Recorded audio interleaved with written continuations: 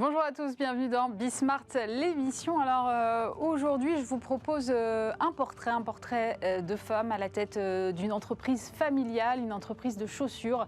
Elle vient d'être récompensée en tant que personnalité de l'année dans le secteur du e-commerce. Il s'agit de la directrice générale associée de Genac qui sera avec nous pour nous parler de retail et de transmission familiale également. On fera un point sur la tech avec l'un des acteurs de l'audio digital et de la façon dont on peut aujourd'hui monétiser ces contenus d'audio digital, que ce soit les podcasts ou d'autres contenus, parce qu'on va voir que c'est aussi un peu plus large que ça.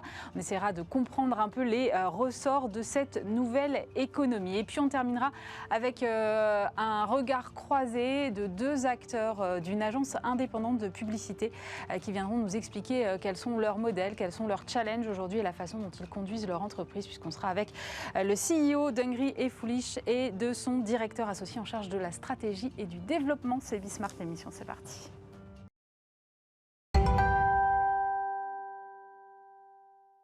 Pour commencer cette émission, on va parler retail, e-commerce aussi et chaussures, puisque j'ai le plaisir de recevoir Lisa Nakam. Bonjour. Bonjour.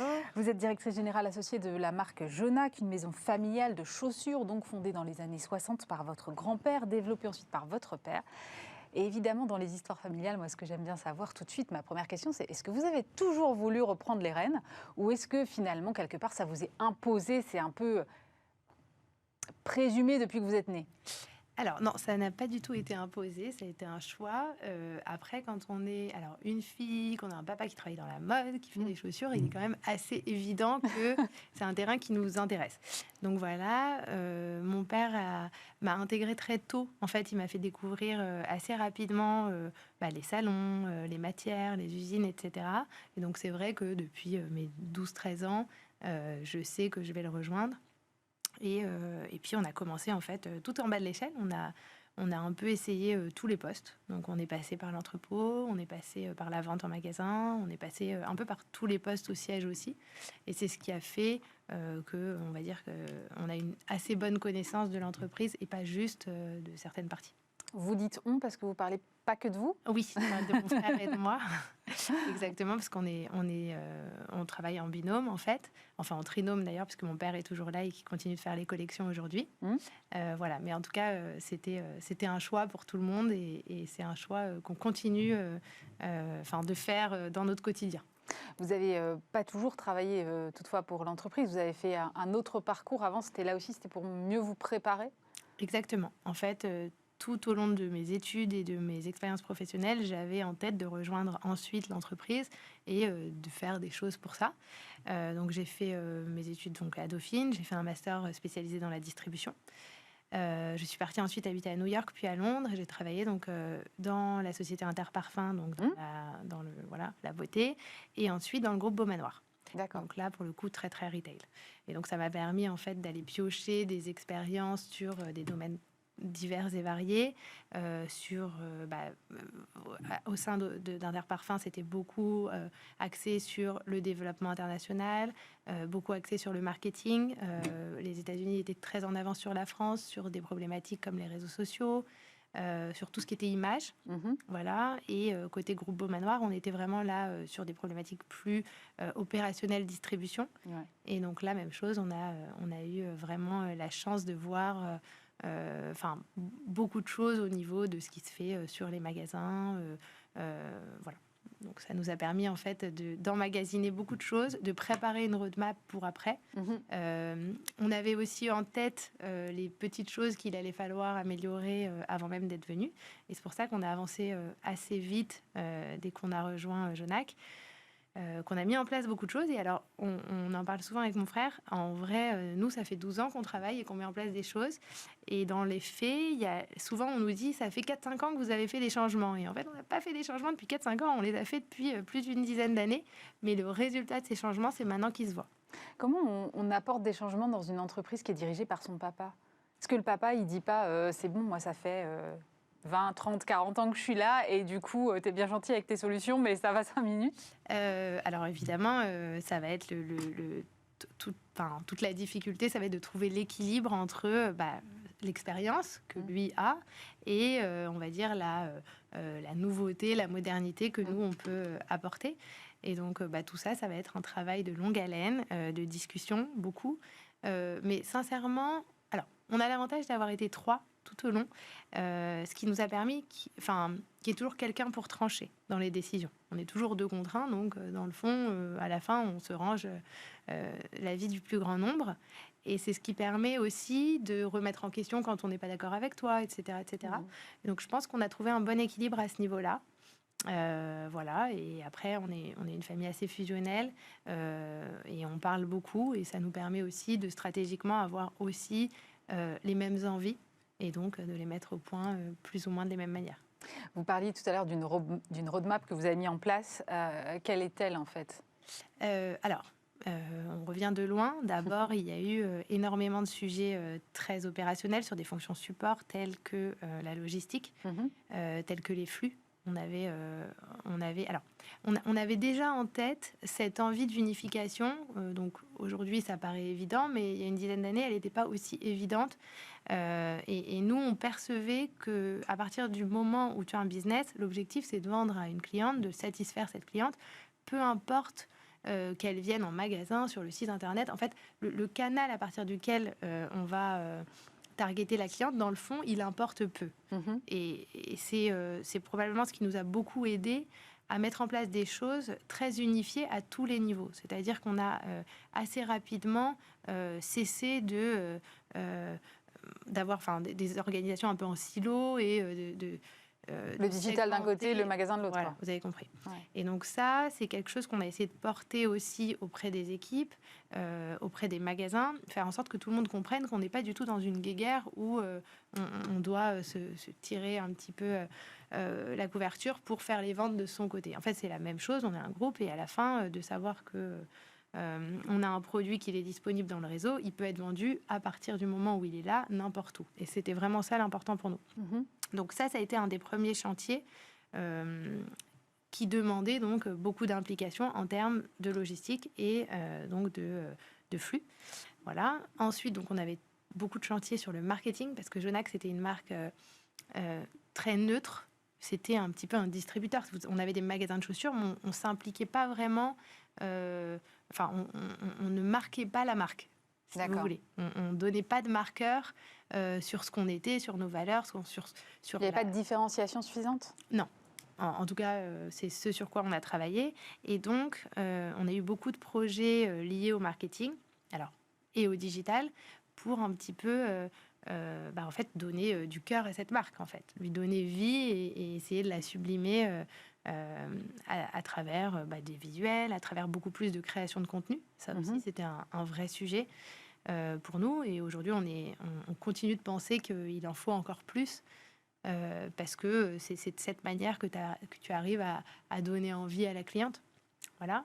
On a eu des chantiers aussi en expérience client. Parce que, comme je vous dis, aujourd'hui, le cœur de tout, c'est les gens, que ce soit les clientes ou que ce soit les gens en interne. Et donc, c'est très important de travailler sur le bien-être, que ce soit en magasin, que ce soit sur le site. Aujourd'hui, la femme, elle n'a pas le temps. On court tous après, dans une vie un petit peu, on va dire, tendue entre le professionnel, le perso, etc. Et donc, quand on sait que c'est ça notre cible, il va falloir en fait l'aider pour que le shopping reste un plaisir et en fait qu'il puisse se faire simplement, facilement et que ça reste du bien-être, un moment agréable. Et donc ça va avoir aussi des conséquences sur la façon d'acheter, sur les modes de livraison qu'on propose, sur tout ça. Qu'est-ce que ça change aussi en matière de relations clients ? Parce que j'ai vu que vous en avez externalisé une partie. Or, dans le discours que vous avez, j'ai le sentiment qu'au contraire, ça devrait être complètement chez vous. Alors, on a gardé... Alors, donc, au niveau du support client, si vous voulez, on a une équipe en interne avec une responsable d'expérience client et 2 autres personnes qui gèrent, en fait, dans le quotidien, les demandes. Mais on a été obligé d'externaliser parce que, étant donné que les volumes augmentent parce que la société va bien, à un moment donné, on ne peut pas avoir assez de réponses, comme on veut que ce soit des vraies personnes qui répondent. Donc aujourd'hui, on n'utilise pas d'intelligence artificielle, si vous voulez, là-dessus.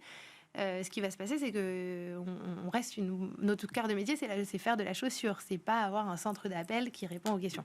Donc on a été obligé d'externaliser quand même une partie, mais même chose, en fait, on travaille vraiment en étroite collaboration avec le support client qu'on a choisi, de manière à ce qu'on soit très unifié dans la façon de le faire, qui répondent vraiment de la même manière que nous. S'ils ont un doute sur la réponse à apporter, ils travaillent avec nos équipes pour se poser les questions, etc. D'accord. Donc voilà, c'est juste qu'à un moment donné, on ne peut pas scaler si on n'a pas un peu d'externe sur des parties comme celle-ci. Vous disiez l'entreprise va bien et c'est assez notable dans un secteur du retail qui, on le sait, est quand même pas mal challengé et on le voit presque quotidiennement dans la presse en ce moment. Quelle est la stratégie qui fait que ça fonctionne? Qu'est-ce que vous avez compris que les autres n'ont peut-être pas compris? Alors, je ne pense pas qu'il y ait des choses qu'on ait compris que d'autres n'ont pas compris. Je pense qu'après, parfois, tu vois des choses, mais tu n'as pas forcément la flexibilité pour les mettre en place. Je pense qu'il y a un sujet sur lequel mon papa a été très visionnaire, c'est la RSE. C'est-à-dire qu'en fait, naturellement, on est une société qui baigne dedans. C'est-à-dire que mon père a fait des choix stratégiques il y a 30 ans, qui étaient de ne pas produire en Asie, qui était de créer un vrai relationnel avec des usines, qui était de travailler que du cuir, que des matières issues d'usines auditées, et donc toute cette partie-là qui est aujourd'hui très à la mode dans le discours, chez nous, ça a été intégré il y a très longtemps. Donc, dans le fond, on met en place des choses, etc. Mais c'est une grande facilité parce qu'en fait, aujourd'hui, ces sujets-là deviennent hyper importants. Et donc, tout le monde se bat un petit peu pour rattraper le retard qu'on peut avoir là-dessus. Et nous, en fait, on est plutôt en avance. Et ça nous permet beaucoup de flexibilité parce que, typiquement, le modèle, par exemple, au niveau de la production, c'est un modèle en circuit court. Ça veut dire que j'achète de la marchandise pour mes clientes, mais je me couvre sur très peu de temps, puisque je suis capable de rassortir très vite, quasiment à 2 semaines. Donc avec un modèle comme celui-ci, on peut faire beaucoup de tests. Et donc on est extrêmement flexible, extrêmement réactif. Quand je lance une collection, je ne m'implique pas sur les quantités que je vais acheter. Je vais voir ce qui va se passer au début de la collection, et je vais réassortir les bons modèles, et puis je vais arrêter les modèles qui fonctionnent moins bien. Et vos fournisseurs, ils sont capables de réagir comme ça aussi vite? Voilà. Et pourquoi mes fournisseurs sont capables de réagir comme ça? Parce que ça fait 30 ans qu'on a mis au point ce système de production avec eux.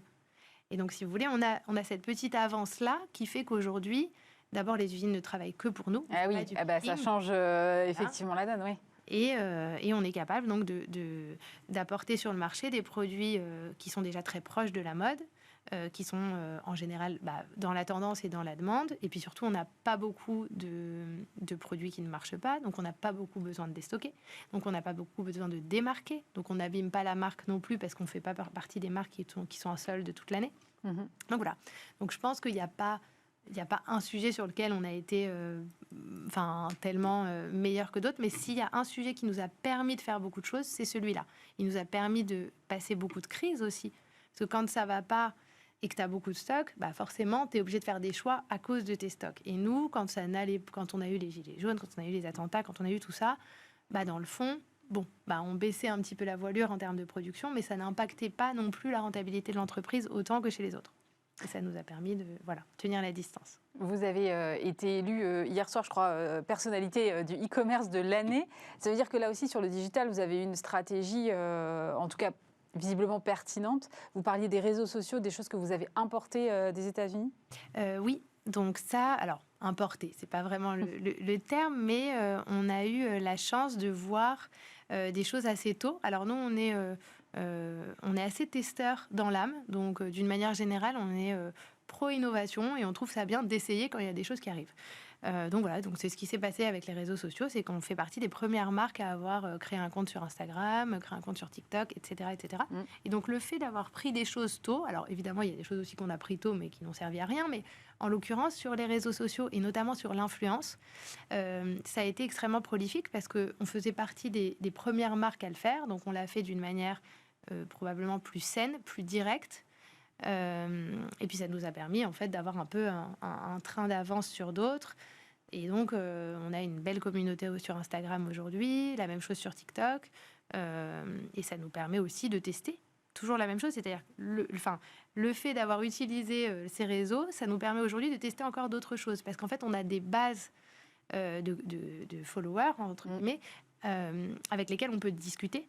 Et aujourd'hui, tu peux même leur demander leur avis sur plein de choses. Et ça te permet encore de te perfectionner sur d'autres domaines. Et ça nourrit la marque, en fait. Exactement.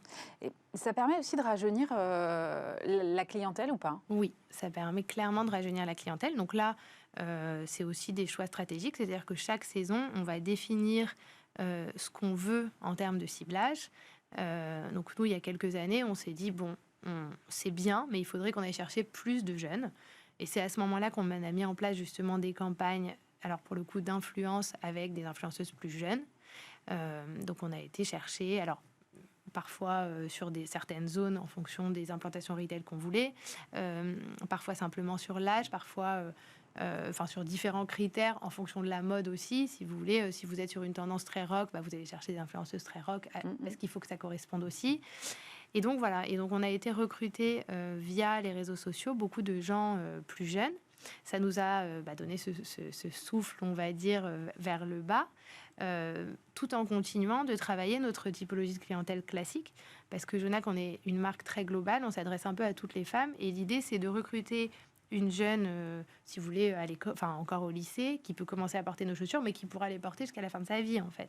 On n'a pas de limite d'âge et on a aujourd'hui des clientes, en fait, qu'on essaye de suivre à travers toutes les étapes d'une vie. Et c'est vraiment l'objectif. Et je pense que, si vous voulez, on a tous ces sujets un peu d'inclusivité. Pour moi, ils sont extrêmement importants aussi parce que alors moi, je suis anti-concept persona marketing d'une manière générale. Et je dis souvent qu'en fait, une femme, c'est pas on peut pas être cadré par un profil. Parce que simplement, on est toutes à avoir envie de basket à un moment de la journée, de talons hauts à un autre moment de la journée. Et donc, en fait, on essaye de travailler vraiment plus sur des envies et des moments d'envie, pas forcément liés à une typologie de femme. Et voilà, et c'est ce qui nous permet en fait de travailler, d'essayer d'apporter en fait des nouveautés tout le temps, en conservant vraiment un berceau de modèles classiques qu'on continue de vendre et qui sont encore nos bestes aujourd'hui. Vous aviez annoncé, je crois, en fin d'année dernière, des ambitions de développement à l'international avec l'ouverture de magasins, je crois, en Belgique, en Suisse, et pourquoi pas un petit coup d'œil vers le marché américain. Vous en êtes où aujourd'hui? Alors, donc la Belgique a ouvert, on a ouvert donc Bruxelles et Anvers, et ça fonctionne très bien. Donc, on est agréablement surpris des performances de la zone. La Suisse est toujours en cours, donc on espère un dénouement rapidement sur les ouvertures physiques. On a ouvert chez De Bijenkorf, donc aux Pays-Bas. Voilà. Alors, les États-Unis, c'est un marché à part qu'on ne veut pas travailler pour le moment. On aimerait vraiment terminer les développements qu'on est capable de faire tout seul sur le marché européen principalement, avant d'aller chercher le marché américain, qui est quand même un marché compliqué. Et par contre, on regarde le marché canadien, dans lequel on est déjà présent via les grands magasins, Maison Simons là-bas. Mais le marché canadien, on dit souvent que c'est un test du marché américain. Donc, je pense que ce sera plutôt par là qu'on commencera avant d'aller attaquer le vrai marché, qui est quand même un énorme marché. Voilà. Mais en tout cas, on continue notre développement là-dessus. On continue aussi le développement via des partenaires sur d'autres zones. Donc, comme le Maroc, on avait ouvert notre première boutique à Casa et on va ouvrir prochainement sur Marrakech et sur Rabat. Enfin, voilà. Donc, on continue d'avoir l'international à cœur, avec des jolies signatures dans quasiment tous les grands magasins d'Europe.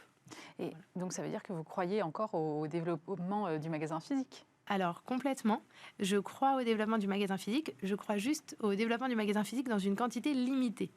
C'est-à-dire que je pense qu'il ne faut pas avoir un réseau trop lourd. Aujourd'hui, ce n'est pas comme ça qu'on avance et en tout cas qu'on conserve une flexibilité. Je pense qu'il faut un réseau léger. Voilà. Maintenant, il y a beaucoup de grandes villes dans lesquelles il n'y a aucun problème pour avoir des magasins physiques. En fait, le sujet se pose souvent sur les petites villes de province qui, de toute façon, physiquement parlant, n'ont pas assez de place pour concurrencer Internet qui a tous les magasins du monde, en fait. Donc forcément, c'est des zones sur lesquelles c'est compliqué parce que la dame qui habite là-bas, entre choisir sur Internet avec toutes les marques possibles et imaginables ou bien aller dans la grande rue de la ville dans laquelle il y a 10 magasins, forcément, le choix, il est vite fait. Par conséquent, voilà, ma vision, c'est plus de me dire ça sert à rien d'aller dans trop petites villes. Ces trop petites villes doivent être couvertes par le digital.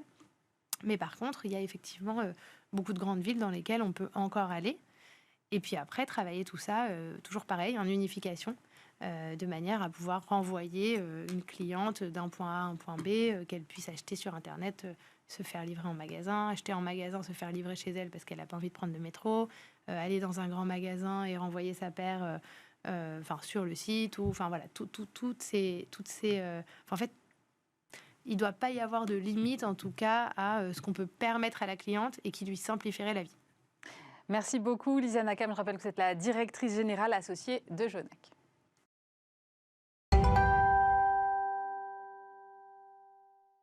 Et on va parler de podcast et plus généralement d'audio digital en compagnie de Arthur Larrey. Bonjour. Bonjour. Vous êtes le cofondateur d'Audion, c'est une adtech spécialisée dans l'audio digital, fondée en 2018, avec pour ambition d'accompagner ce nouvel écosystème sur les aspects technologiques et de monétisation.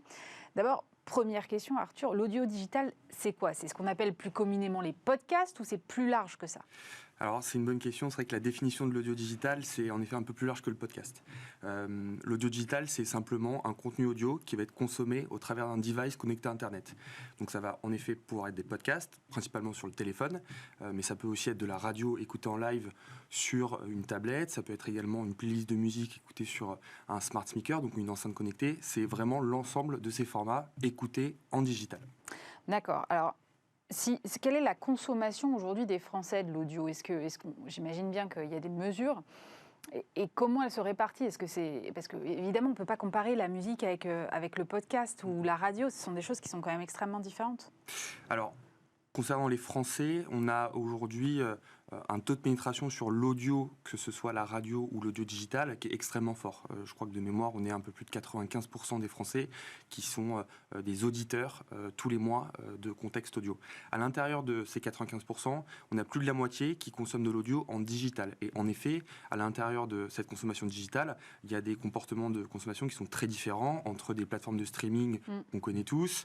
On va aussi avoir des podcasts. Et dans le podcast, on a des replays de radio, on a des podcasts dits natifs. Ouais. Donc tout ça, ça crée beaucoup de formats très différents et potentiellement aussi beaucoup de technologies derrière pour pouvoir faire tourner en fait cet écosystème.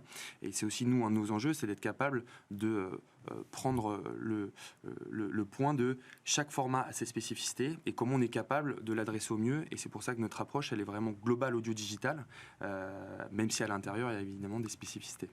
On va se pencher plus précisément sur le podcast, parce que je crois savoir que le mois dernier, vous étiez au London Podcast Show. Et ça m'intéresse de savoir un peu quelles sont les tendances qui se dessinent.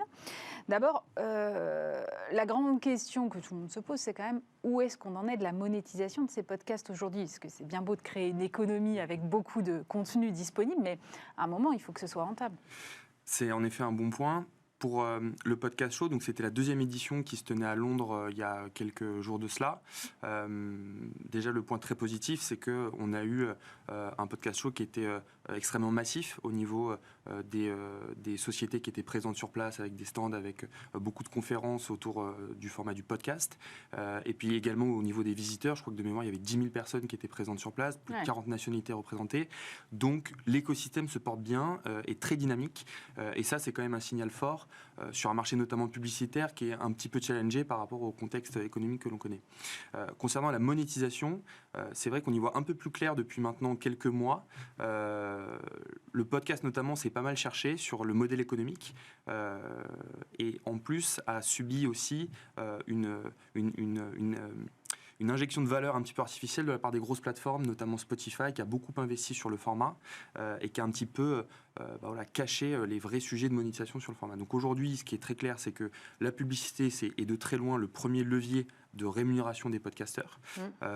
Et la publicité peut prendre plusieurs formes d'ailleurs, mais ça reste quand même le premier levier de rémunération. Et ensuite, il y a d'autres modèles qui commencent à émerger, qui ne sont pas encore tout à fait calés, où il n'y a pas encore de vrai gros succès qui a eu lieu, mais qui sont en train d'arriver, comme par exemple le podcast payant, qui est maintenant nativement intégré dans des plateformes comme Apple Podcasts ou Spotify. Et puis d'autres modèles plutôt de production en marque blanche pour des plateformes, des studios, etc., mais qui restent plutôt marginales. La publicité reste vraiment le sujet clé. Et à partir de ce moment-là, quels sont les outils qu'on met à disposition? C'est ça aussi la question à laquelle les podcasteurs ont essayé de répondre en venant au podcast show à Londres. Oui, justement, sur la partie publicité, on a beaucoup vu le sponsoring. Ouais. Et c'était quand même assez... en tout cas au début, ça commence à être un peu différent, je crois, c'était quand même beaucoup dans la voix du podcasteur qui disait « Et au fait, je vous parle de la cuisine machin qui sponsorise ce podcast et qui est génial. Et on est toujours... Et c'était un peu, quand même parfois un peu artisanal.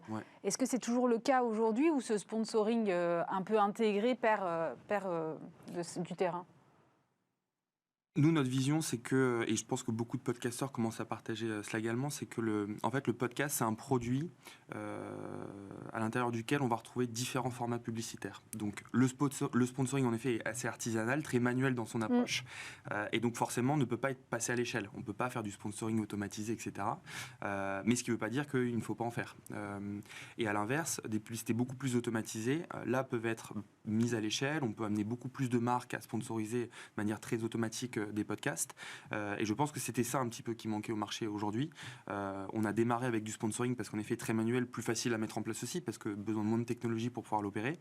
Par contre, la réalité, c'est qu'aujourd'hui, les podcasteurs qui arrivent à avoir un vrai modèle viable sur la publicité sont ceux qui ont réussi à combiner une approche beaucoup plus manuelle et beaucoup plus intégrée de « je suis l'animateur d'un podcast et donc je vais prendre la parole pour une marque » et qui se rapproche finalement beaucoup des modèles qu'on a sur les réseaux sociaux, d'influence, etc., avec des modèles plus automatisés.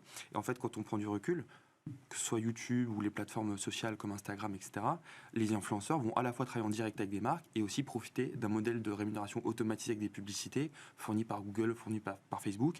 On se dirige à peu près vers le même modèle sur le podcast, avec une combinaison des deux, et évidemment des plateformes pour pouvoir opérer tout ça.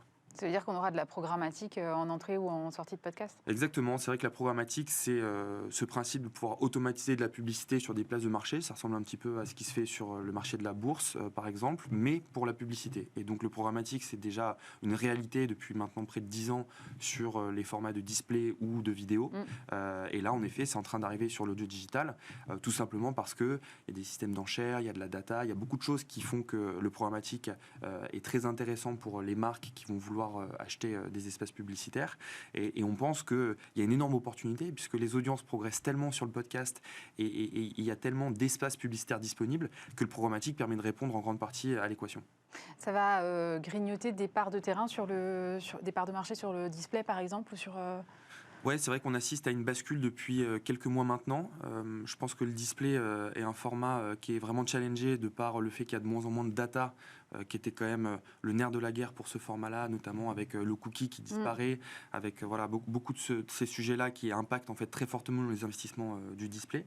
Et donc forcément, quand on décide de moins investir ce format-là, on va plutôt essayer d'aller chercher les nouveaux formats, les nouvelles plateformes et le podcast avec les taux de croissance qu'on constate au niveau des audiences, qui est quand même le prérequis premier pour une marque pour pouvoir investir des budgets publicitaires.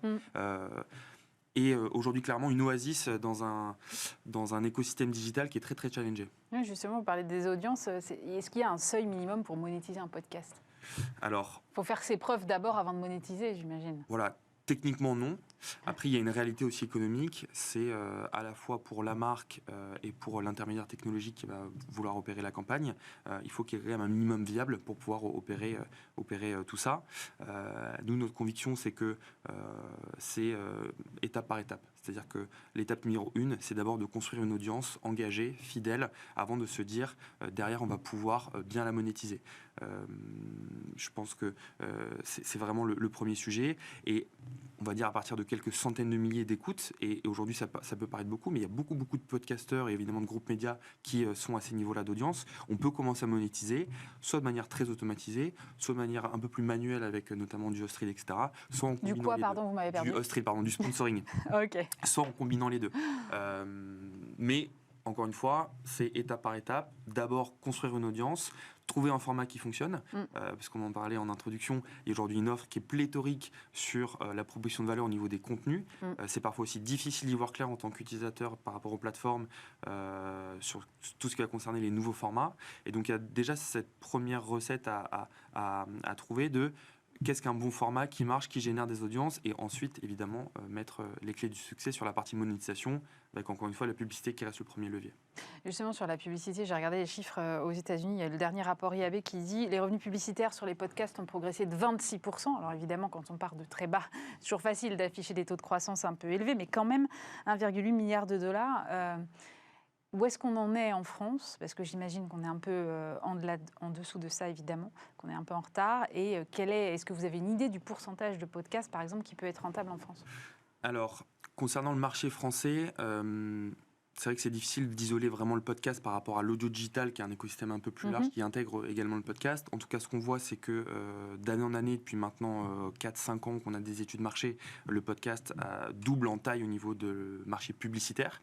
Si je dis pas de bêtises, les derniers chiffres du SRI annoncent un marché qui fait entre 50 et 100 millions d'euros sur l'audio digital en France. Donc, c'est pas rien. Ça représente quelques pourcents du mix digital des marques en France.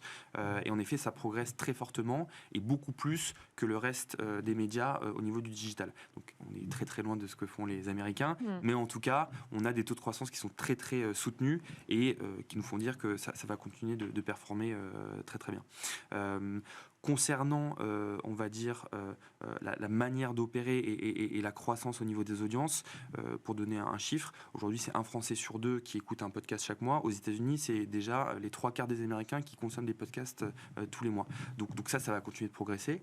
Et pour répondre à votre deuxième question, la part des podcasts qui vont tomber dans la rentabilité, va aussi progresser.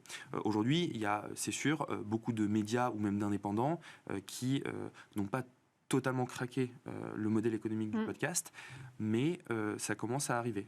Nous, on a maintenant des éditeurs avec lesquels on travaille depuis 2-3 ans qui commencent vraiment à avoir une vraie viabilité autour de ce format-là et qui sont vraiment entrés dans ce système de cercle vertueux où la publicité automatisée permet d'assurer du revenu tous les mois, parce que c'est beaucoup plus lisible que des formats de sponsoring qui sont un peu plus à la carte et plus manuels, ce qui leur permet par ailleurs de réinvestir dans des nouveaux contenus, de staffer un peu plus les équipes, et donc de faire grossir finalement ce format-là en interne. D'accord. On me disait tout à l'heure, l'offre, elle est très fragmentée. Comment est-ce qu'on fait et comment est-ce que vous accompagnez vos clients pour faire en sorte que l'audience progresse? Sur la partie audience, c'est difficile d'exister dans un écosystème très éclaté où n'importe qui, entre guillemets, peut du jour au lendemain se déclarer podcasteur, parce que ça ne demande pas tellement de moyens finalement. C'est très difficile en effet, d'autant qu'on a parfois pas tout à fait la main, notamment sur les plateformes d'écoute, que sont Apple et Spotify, qui représentent aujourd'hui le très très gros des écoutes sur le marché français et pas que d'ailleurs. On est là, nous, avant tout, pour les accompagner sur des logiques, on va dire, très consulting, donc vraiment très, très en amont. On effectue beaucoup de veille. On travaille par ailleurs aussi en coordination avec des studios en Grande-Bretagne, aux États-Unis, qui sont des marchés un peu plus matures que le marché français, pour identifier les contenus qui fonctionnent, les formats en termes de longueur de podcast, etc., la récurrence de publication. Il y a une règle là-dessus, parce que j'ai l'impression qu'on voit des podcasts qui font 3 minutes comme qui font 2h30. C'est ça. Je pense que la thématique joue aussi beaucoup sur la longueur du podcast. Je pense que les podcasts de culture générale, par exemple, fonctionne très bien sur des formats courts. À l'inverse, des interviews sont quand même plus intéressantes quand c'est un peu plus long. Tout ce qui va concerner donc le true crime, ça va être les faits divers, les histoires de meurtre. Ça fonctionne très très bien et les Français s'y ont mis. Ils sont depuis maintenant plusieurs mois.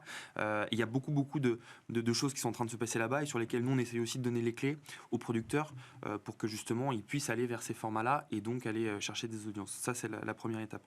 La deuxième étape, c'est une fois que les podcasts sont créés, comment on arrive à mieux les mettre en avant, à les faire vivre aussi un petit peu en dehors de ces plateformes-là, puisqu'il y a quand même pour la plupart des gros acteurs, notamment de la presse ou radio, des gros sites médias derrière Internet qui existent et donc des mises en avant qui sont possibles pour aussi soit éduquer des gens qui ne sont pas encore des auditeurs de podcast, soit au contraire faire de la mise en avant pour aller chercher toujours plus d'audience et de durée d'écoute. Et puis le dernier élément, et là c'est plutôt d'ordre produit et technique, c'est comment on arrive à trouver des fonctionnalités au sein de notre plateforme pour qu'un podcasteur puisse faire de la mise en avant au sein de ses propres auditeurs pour annoncer le lancement d'un nouvel épisode ou d'un nouveau podcast, ou avoir des systèmes de cross-promotion entre différents réseaux pour que finalement ils arrivent à se renvoyer des audiences et à faire grossir le gâteau. C'est vraiment ça l'objectif.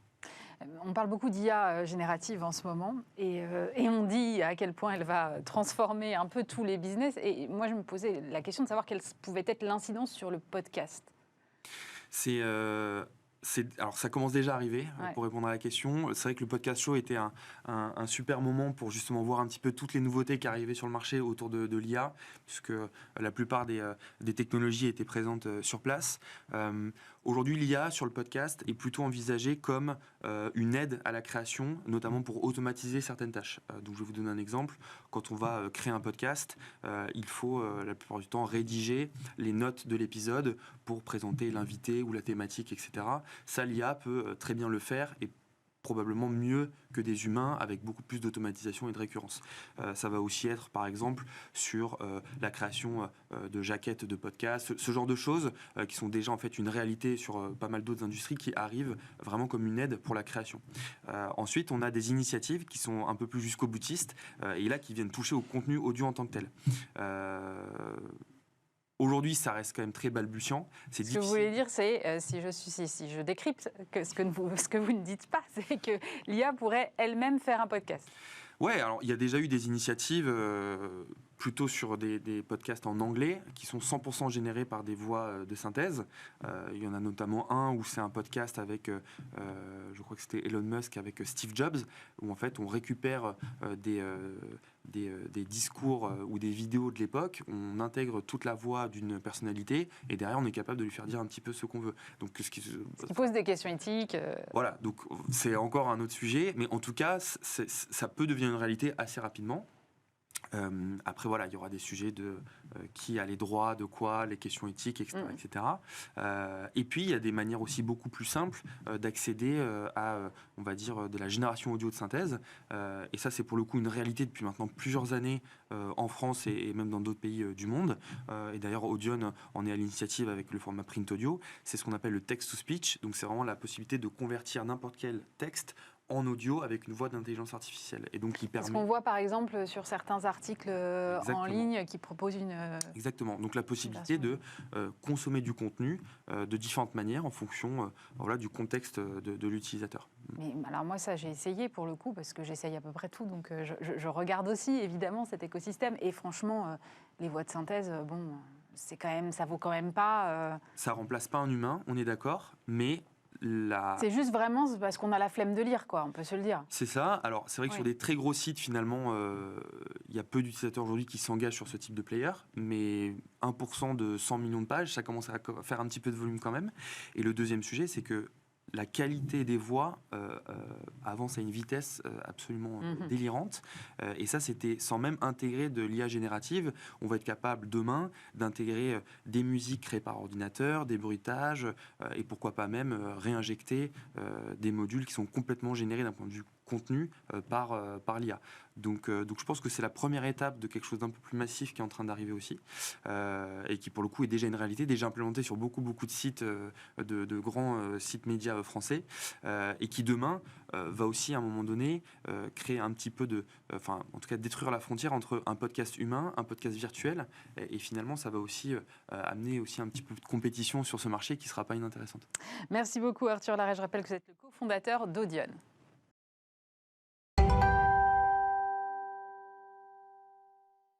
On va continuer à parler finalement publicité, mais avec un autre prisme, celui de la création notamment, puisque je reçois sur ce plateau Mathieu Reynards. Bonjour.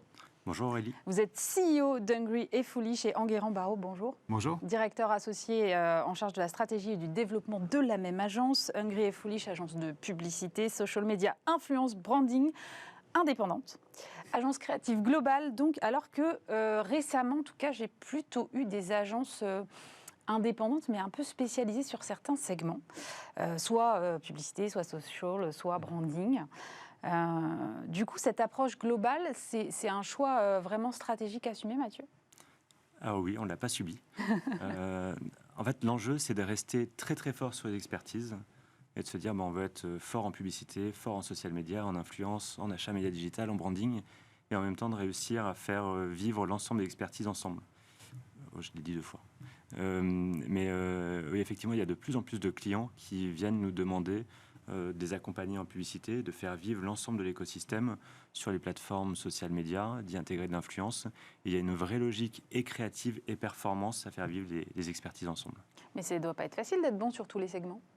Non, c'est un véritable enjeu, effectivement, mais c'est quelque chose qu'on s'autorise, entre guillemets, d'un point de vue aussi entrepreneurial. C'est cette volonté, justement, de tester ces nouveaux métiers, en fait. Et ça, c'est aussi une liberté qu'on peut s'autoriser parce que, justement, on est indépendant. Et on a cette opportunité de se dire, tiens, on va se tester, on se lance. Et c'est vrai qu'aussi, et Mathieu le disait, on a aussi des besoins qui viennent de la part de nos clients, qu'on essaie de combler, auxquels on essaie de répondre. Et on se structure dans ce sens-là, en disant, voilà, on sent qu'il y a une opportunité, on va essayer de la saisir en se donnant les chances justement de bien réussir. Et jusqu'à présent, effectivement, sachant qu'historiquement, on était plutôt pub et social, récemment, que ce soit sur l'achat média digital, l'influence ou le branding, on a plutôt bien réussi le pari à l'heure actuelle. Ça veut dire que vous avez des nouvelles attentes de vos clients. Quelles sont-elles aujourd'hui, Mathieu, par exemple? Qu'est-ce qu'ils viennent chercher chez vous? Sur quoi ils vous interrogent? Alors, la première chose qu'ils viennent chercher à l'agence, c'est la créativité, quel que soit le média utilisé. Et ensuite, c'est vraiment la convergence des métiers. C'est de se dire, aujourd'hui, le social media ne vit pas seul. Il faut forcément lui imbriquer de l'influence. Et en même temps, quand on vient avec une idée créative et un message, un endossement d'influenceur, il faut lui associer la médiatisation pour être sûr de lui donner la portée qu'elle mérite. Et donc, la combinaison des trois au sein de la même agence permet d'avoir une cohérence, une pertinence et de suivre jusqu'à l'efficacité. Donc c'est vrai que c'est rassurant pour des clients de se dire, tiens, ils me proposent une idée et derrière, ils sont capables de l'implémenter et d'aller au chiffre d'affaires généré sur certaines opérations. Enguerrand, vous insistiez sur le côté indépendant de l'agence et j'ai le sentiment qu'il y a de plus en plus d'agences indépendantes qui arrivent à se singulariser aujourd'hui par rapport à des gros mastodontes qu'on connaît tous, ce qui n'était pas forcément le cas il y a 10-15 ans. Qu'est-ce qui fait que l'indépendance, c'est une force aujourd'hui? Très bonne question. L'indépendance, c'est une force parce qu'effectivement, déjà, aujourd'hui, j'ai la sensation qu'en étant indépendant, on gagne aussi une liberté de choix. C'est-à-dire qu'on a le choix on se laisse le choix de choisir déjà d'un de nos clients, mais aussi de nos partenaires. Non, alors ça, on s'arrête. On s'arrête. Vous choisissez vraiment vos clients, vous dites, toi, non, je ne travaillerai pas avec toi. C'est une réalité aujourd'hui, en tout cas, je suis bien placé pour le dire, puisque je gère justement toute la partie new business, mais c'est vrai qu'aujourd'hui, si on ne se sent pas en affinité, et surtout si on ne se sent pas les plus légitimes, on n'ira pas en fait essayer de forcer les choses, et en tout cas, on n'ira pas se laisser tenter par peut-être un budget élevé qui peut être tentant, entre guillemets. On ira vraiment chercher une affinité, le fait d'être fier et content de ce qu'on pourrait produire, et surtout de comment est-ce que créativement, on sent déjà qu'on a effectivement une forme d'appétence.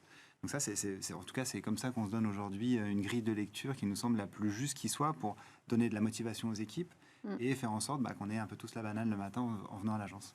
Et derrière, j'entends qu'il y a une vraie culture d'entreprise et que ça se traduit dans la façon dont vous managez vos équipes. Mathieu, c'est le cas? Alors, en tout cas, on essaye. Ouais.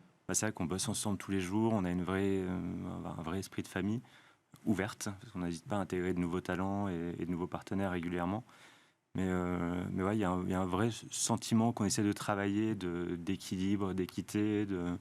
Je donnais l'exemple récemment, mais c'est vrai qu'on a une agence qui est totalement ouverte, personne n'a de bureau, ni Enguerrand, ni moi. En fait, on se retrouve le matin et on peut travailler à côté d'un alternant en formation qui est arrivé la semaine d'avant. Et c'est génial. Et pour nous, pour rester connectés à tout ce qui se passe dans l'agence, et pour les collaborateurs, de se dire, c'est 100% transparent et on peut apprendre davantage et plus rapidement. Dans cet écosystème-là, comment est-ce que vous arrivez à rester créatif? C'est-à-dire, si vous changez tout le temps de place, si vous n'êtes jamais vraiment avec les mêmes, ça enrichit la créativité aujourd'hui, ou ça peut être un frein parce que finalement, vous n'avez pas de moment où vous êtes un peu dans votre bulle de créativité? Alors, il y a deux choses. Alors, on a testé le 100% flex office partout et effectivement, on ne s'y retrouvait pas trop. Donc après, on a créé des quartiers où il y a le quartier des créatifs, le quartier des planeurs, le quartier des commerciaux, l'admin. Et en fait, on garde du coup cette énergie collective et on garde le flex office. Donc on a trouvé le juste milieu et pour l'instant, ça fonctionne excellemment bien. Et ensuite, il y a quand même des espaces fermés. Il y a des salles de réunion, il y a des box, mais c'est juste que ce n'est pas les bureaux dans lesquels on s'installe. Mais si on cherche un peu de calme, et si on cherche à recevoir du monde, évidemment, on peut. Et pour compléter ce que dit Mathieu, c'est vrai que ce n'est pas parce qu'on est dans cette notion de collectif qu'on n'a pas aussi des missions bien définies. Et c'est vrai qu'aujourd'hui, au même titre que justement on a essayé de créer un collectif au niveau de la direction, on essaie justement de créer une direction collégiale où on est chacun investi d'une mission, ce qui ne nous empêche pas d'en discuter ouvertement ensemble et de challenger un petit peu les directions de chacun. Mais en tout cas, on a chacun notre spectre et on sait, entre guillemets, ce qu'on doit apporter à l'agence au quotidien. J'ai lu aussi que vous aviez une grosse culture de test and learn continu. Ça, c'est effectivement un mode très itératif qu'on voit se développer, mais sur le long terme, est-ce que c'est pas fatigant pour les équipes, ces espèces de stop and go permanents? Je pense pas que ça le soit. Déjà d'un, parce que c'est pleinement intégré, en tout cas, dans les talents qu'on reçoit, qu'on accueille au fur et à mesure, parce que c'est intimement lié, pour moi, au fonctionnement même du digital. C'est vrai que l'A/B testing, c'est un truc de base du digital. On se dit, on a deux intentions, par exemple, pour un contenu, on poste les deux et on voit celui qui performe le plus. Donc, je pense que c'est aujourd'hui pleinement, presque inconsciemment intégré dans le modèle. Donc, je pense pas que ça soit quelque chose d'éprouvant, d'éreintant ou qui floute un petit peu les repères pour les équipes. Et au contraire, je pense que du coup, ça ouvre encore plus la créativité. Parce que ça se dit, tiens, on a quelque chose de bien, mais peut-être qu'on peut faire encore mieux. Et du coup, on est sans cesse dans une recherche un petit peu d'excellence. Et ça, c'est plutôt, je pense en tout cas, plutôt porteur, cette émulation au quotidien. Vous parlez beaucoup de votre agence qui grossit, j'entends. On intègre des talents régulièrement. On a beaucoup dit que ces secteurs de la communication et de la publicité étaient plus tellement attractifs pour la jeune génération. Vous n'êtes pas confronté à ce problème? Si, je pense que comme tout le monde, on a pas mal de postes ouverts, on cherche toujours. On n'a pas trop de problème de rétention des talents, mais après, il y a une pénurie sur le marché. Et je pense que ce qui s'est passé pendant le Covid, le fait d'avoir peut-être moins de dynamique, moins de formation au global sur le marché, fait que sur les postes de 3-4 ans d'expérience, c'est un peu plus compliqué de trouver des profils. Après, on ne va pas se plaindre d'avoir besoin de recruter des profils. C'est juste qu'on est dans une logique différente. Je pense qu'aujourd'hui, on entre dans une logique véritablement de formation. Et on appuie encore plus le fait de former et de faire grandir les équipes en interne. Donc c'est en plus génial pour la culture d'entreprise et pour la dynamique collective. Mais on n'a plus le choix aujourd'hui. Sinon, on se bataille sur toutes les agences publicitaires et digitales pour aller recruter les talents chez les uns, chez les autres. Ce qui sert pas à grand-chose, vu qu'il y a une pénurie, je pense, globale sur le marché. Mais ça vient aussi du fait que vous êtes un peu tombé dans la pub par hasard et que vous êtes formé un peu au fur et à mesure de la construction de l'entreprise? Le fait qu'il y ait une pénurie sur le marché? Non, le fait que vous choisissiez de former les talents en interne. Oui, je pense, en tout cas, c'est pas... Vous n'êtes pas fermé, disons, à cette idée, parce que vous avez un parcours aussi qui fait que... C'est vrai j'ai créé l'agence avec un associé en 2006, avec qui on travaille toujours. On n'avait jamais bossé dans aucune autre agence. Donc, en fait, on a appris au fil des années. Et je pense que j'ai appris au fil des gens qu'on a rencontrés, embauchés. Et on fait en sorte d'embaucher des gens qui sont capables de nous apprendre des choses. Et ça nous plaît. Et ça nous plaît de le partager aussi avec le reste des équipes. Pour revenir sur la question de l'attractivité du secteur, on a beaucoup tapé sur la publicité sur, disons, les 2-3 dernières années, là.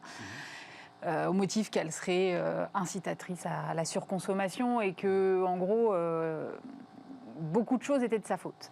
Aujourd'hui, comment est-ce que vous appréhendez cette question? Est-ce que vous avez l'impression que les choses se tassent un peu et que, on revient sur des choses peut-être un peu plus modérées en termes de discours?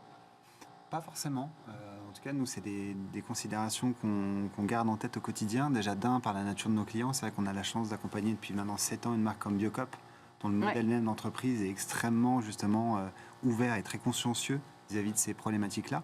Et puis aussi d'un point de vue RH et managérial, on est tenu aujourd'hui d'offrir un cadre de travail épanouissant, en tout cas des responsabilités, et ça va même descendre jusqu'à notre offre, puisqu'aujourd'hui, de plus en plus, on a des annonceurs qui nous demandent de produire de manière éco-responsable, de favoriser des productions locales. Donc c'est vrai que petit à petit, on intègre aussi ça de manière naturelle dans le modèle, donc finalement on s'adapte aussi à l'ère du temps. Et c'est, je pense, aussi une bonne chose de savoir vivre avec son époque et de ne pas prendre ça comme des contraintes, mais plutôt comme quelque chose qui fait partie des paramètres globaux et on avance avec ça. On disait, vous êtes une agence globale, donc vous intervenez sur un champ qui est très large. Quelles sont les tendances que vous voyez se dessiner et qui sont en train de monter? D'un point de vue expertise, je pense que c'est la connexion entre les métiers, comme je vous le disais tout à l'heure, du social media, de l'influence et du média, où aujourd'hui c'est quand même beaucoup plus pertinent et efficace de travailler les trois en même temps. Et ensuite, pour la cohérence globale des prises de parole des marques, c'est vrai que le fait de travailler la publicité et le social media conjointement, ça permet d'avoir un territoire qui va nourrir la télé, Facebook, TikTok, avec la même ligne éditoriale, et ça c'est une force.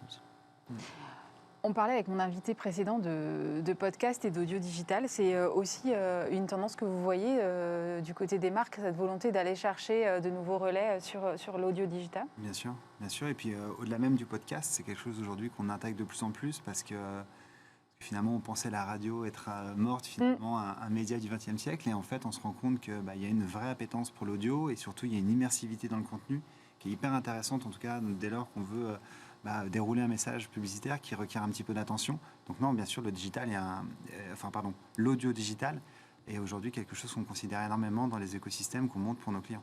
Clairement. On a beaucoup parlé de création et de créativité, mais on n'a pas parlé d'exemples concrets. Alors, votre campagne ou votre activation dont vous seriez la plus fière? Non, il y a plein. Je pense qu'une des campagnes dont on est le plus fier, c'est ce qu'on a fait pour BNP Paribas pendant la période du Covid, où tous les cinémas étaient fermés, les petits commerçants souffraient. Et en fait, on a été faire une campagne de pub pour les petits commerçants qu'on a affiché sur les devantures de cinéma, alors qu'il n'y avait plus de films à l'affiche. C'était une campagne qui s'appelait En haut de l'affiche. On a fait ça pour 50 commerçants dans 7 villes en France. Et voilà, c'était une communication généreuse. Ça portait un message de solidarité pour un de nos clients historiques. Et ça, c'est une campagne dont on est assez fiers. Enguerrand, il y en a une autre ou pas?